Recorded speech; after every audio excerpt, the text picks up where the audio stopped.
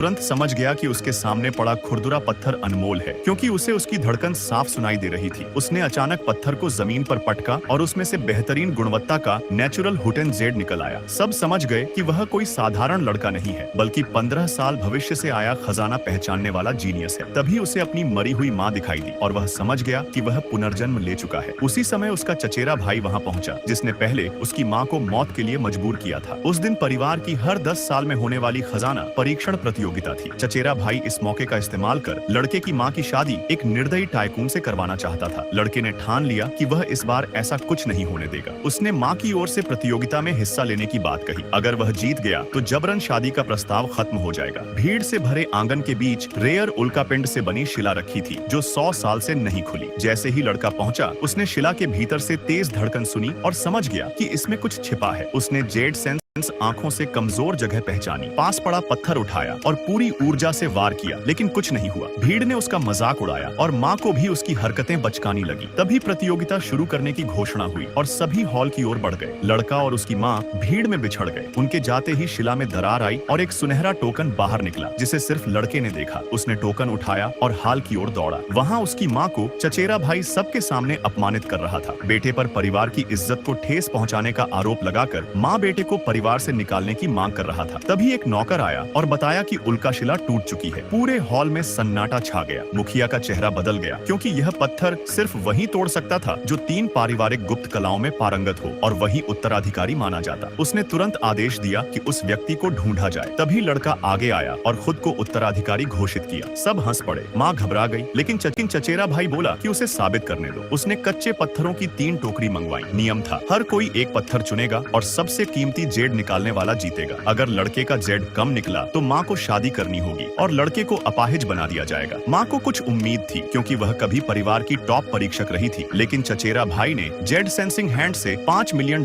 का imperial green Z चुन लिया, जबकि माँ को सिर्फ $30,000 का साधारण जेड मिला। फिर भी लड़का हार मानने को तैयार नहीं था, इसलिए उसने साहस पूर्वक एक और राउंड की मांग की।